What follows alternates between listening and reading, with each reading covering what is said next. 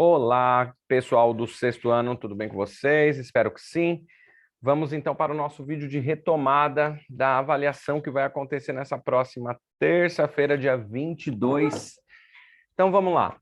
Vai cair na avaliação de vocês capítulos 9 e capítulo 10. Então a gente começa aqui pelo capítulo 9, os germanos e o fim do Império Romano, e o segundo capítulo é sobre feudalismo.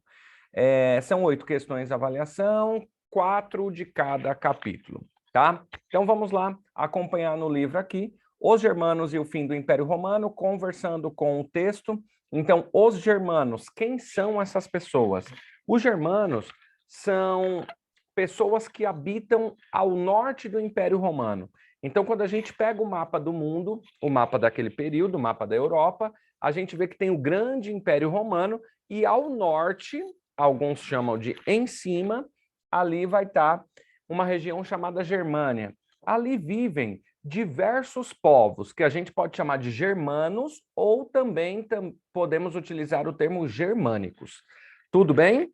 Então, eles vão estar totalmente relacionados ao fim desse império que nós estudamos, que é o Império Romano. Então, esse capítulo vai falar sobre isso. A primeira coisa importante que o texto coloca aqui, ela coloca em negrito e coloca grifado ou sublinhado, que é movimentos migratórios. O que significa movimentos migratórios? Movimentos migratórios são povos que vivem sem um local fixo. Então, eles se movimentam naturalmente. Então, a gente tem aqui no início da era cristã, esses povos, né, germânicos ou germanos, eles são acostumados ou vivem basicamente desses movimentos migratórios. Então, no início da era cristã, ou o início da era cristã, é marcado pela migração desses povos originários, ou perdão, desses povos germânicos, tá? Quem são esses povos germânicos? A gente tem diversos nomes, né? Então, deixa eu ver se aqui o livro traz algum mapa, mas se trouxer, a gente fala um pouco mais para frente. Então, vou citar algum aqui para vocês, ó. Visigodos, ostrogodos, godos, anglos, saxões, vândalos, franco, até mesmo os vikings estão vivendo ao norte desse Império Romano. Então, a gente pode chamá-los de germânicos ou germanos. Então, entenda o seguinte: Germânia é uma região que vai habitar ali diversos povos, entre eles godo, franco, vândalo, viking e demais outros, tá bom? Esses povos viviam como se eles migravam? Então, é bem comum a gente pensar que os povos migrantes, eles migravam porque não plantavam, não criavam animais.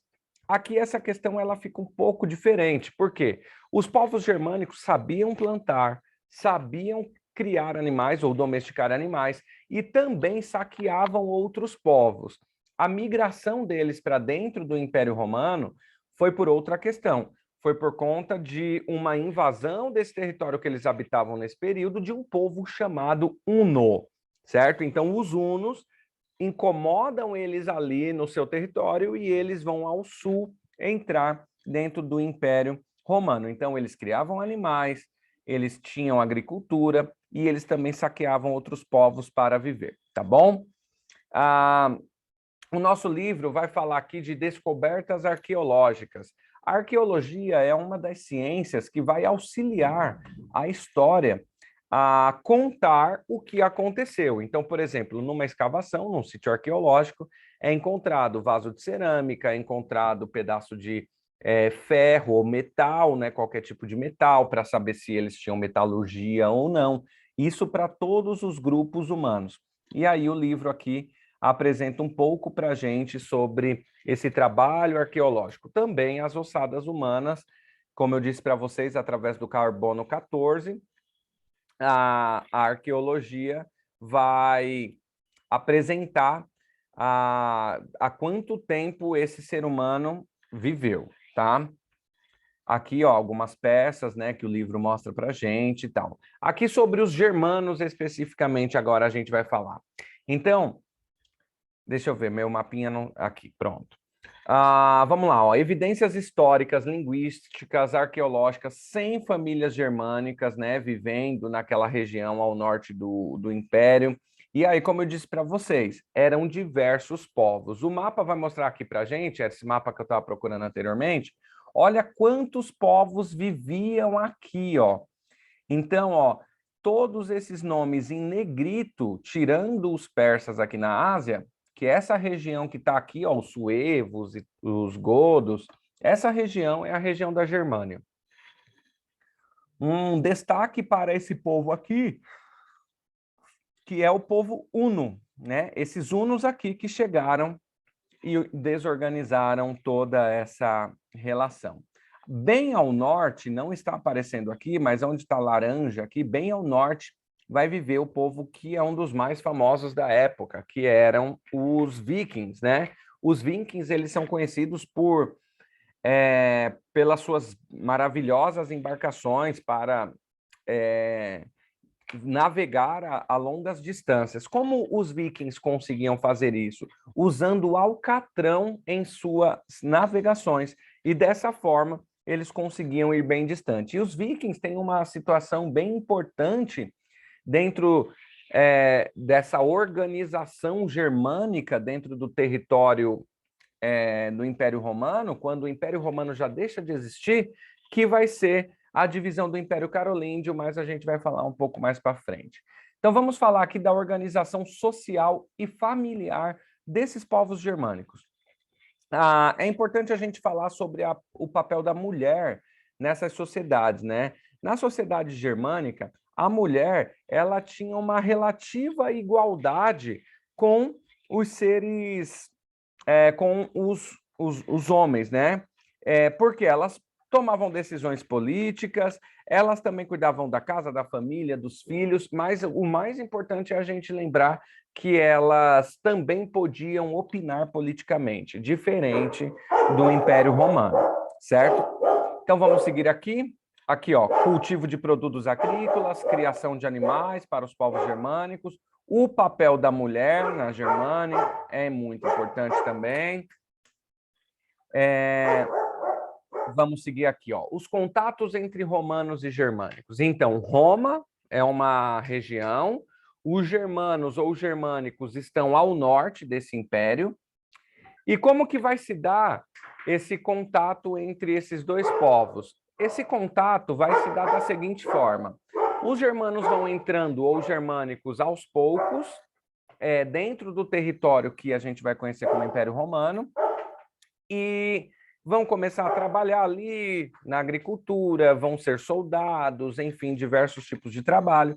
Porém, depois vai ter uma migração em massa, coisa que vai fazer com que os romanos não aguentem, não suportem e seu território seja invadido, entre aspas, vamos colocar dessa forma, tá bom?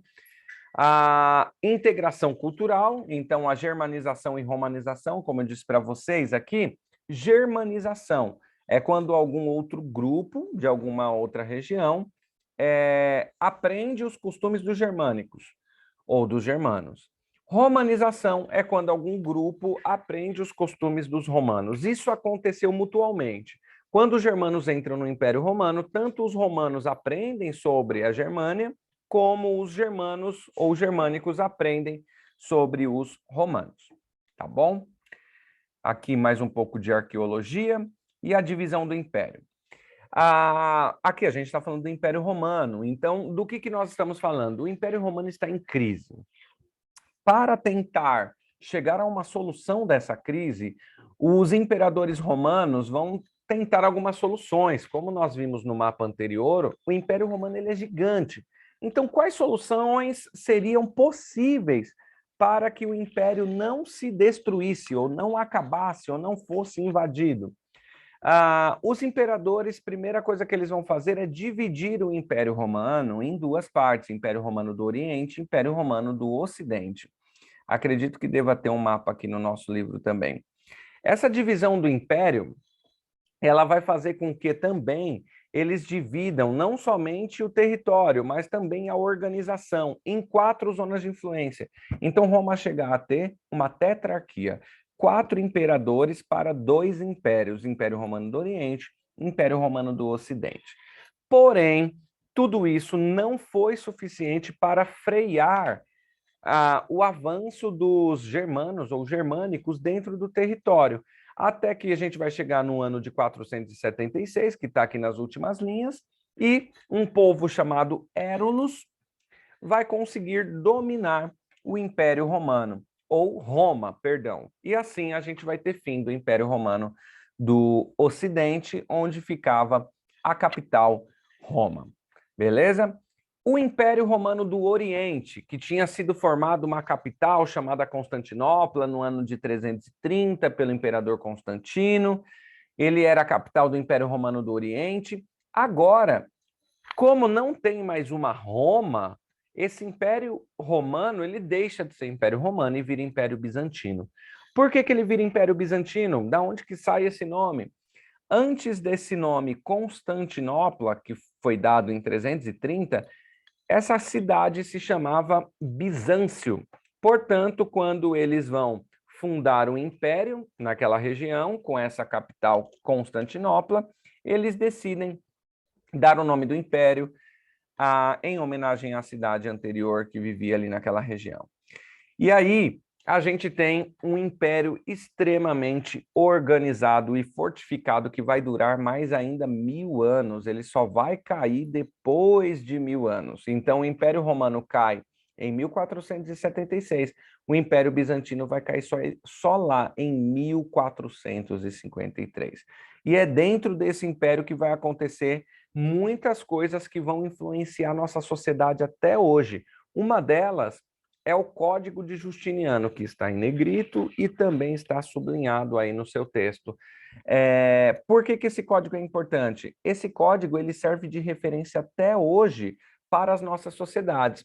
A Constituição do Brasil, por exemplo, ele tem bastante referência do Código Justiniano no seu formato de apresentação, tá? Não nas suas regras. E aqui um mapa do Império Romano do Oriente, que passa a se chamar Império Bizantino.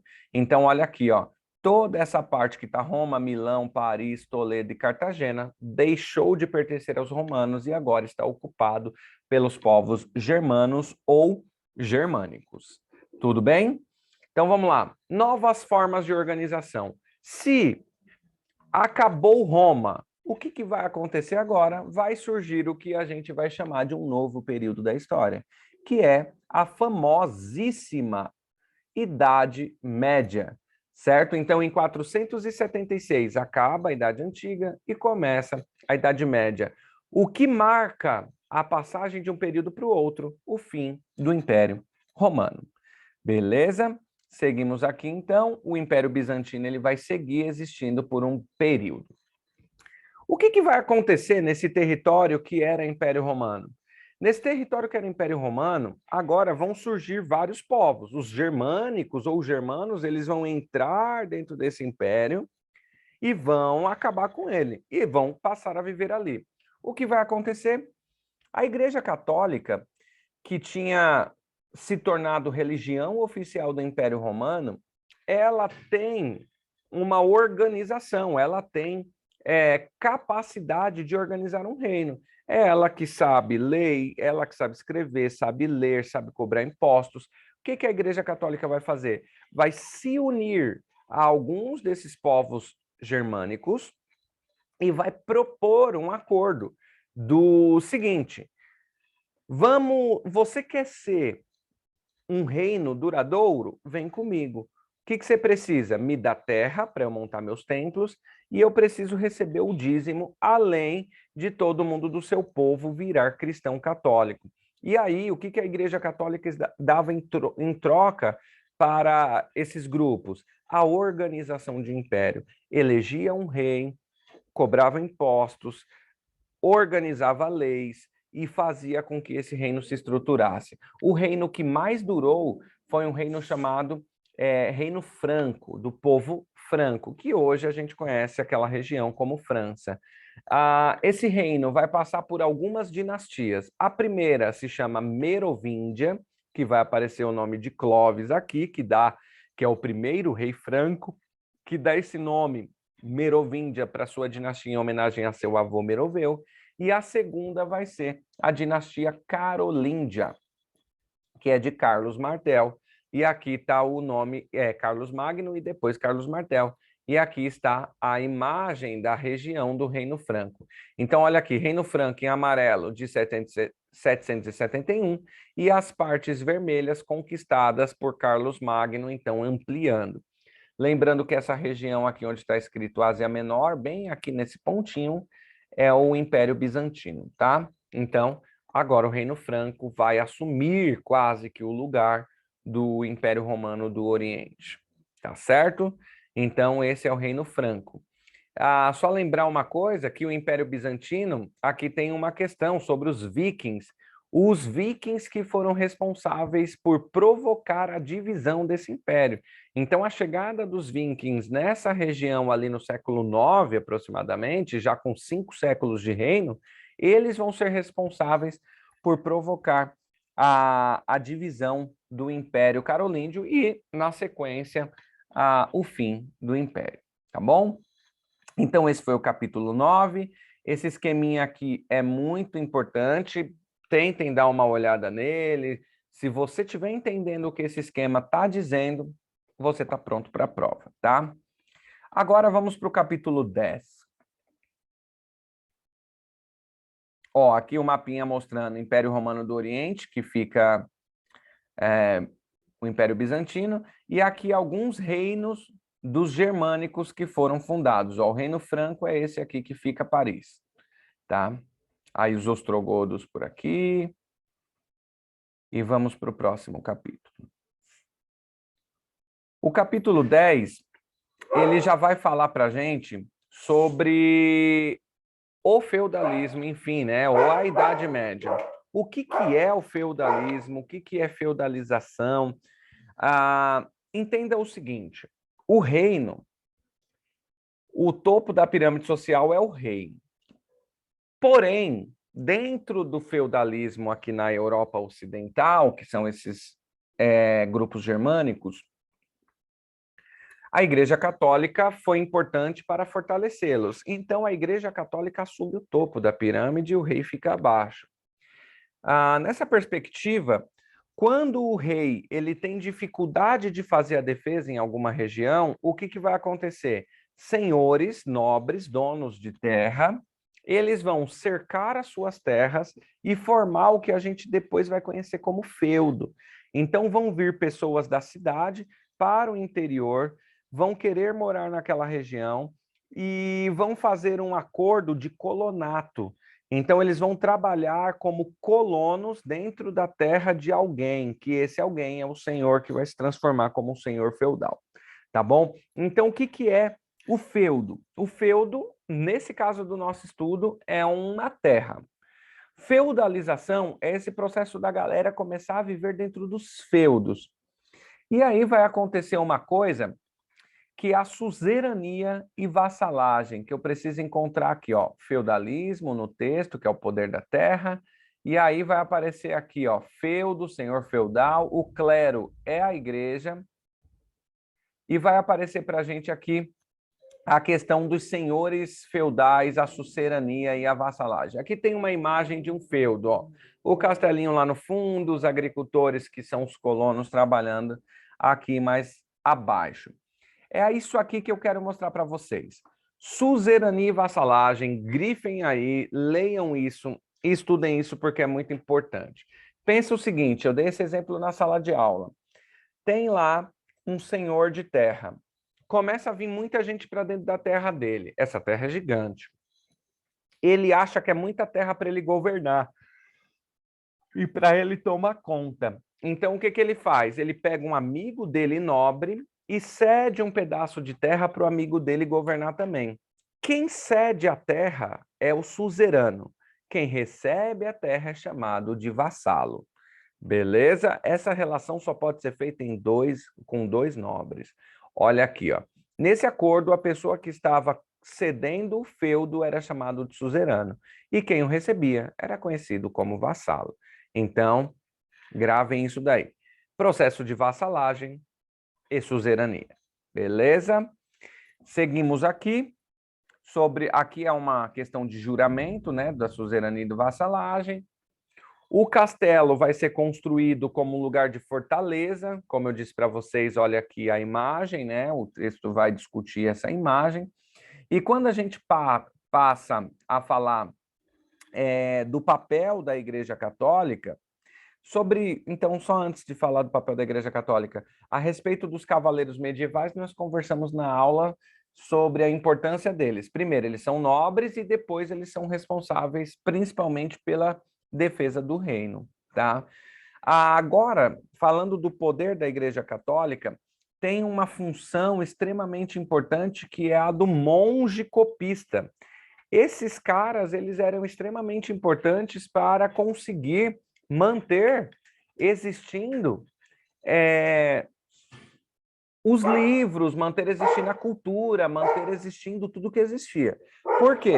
Antigamente não tinha copiadora, impressão e tudo mais. Como que era feito? Os monges tinham que ficar o dia inteiro escrevendo os textos, tá certo? Então, os monges copistas, eles tinham essa atividade de copiar textos e eles eram importantes para manter uma cultura viva, tá certo?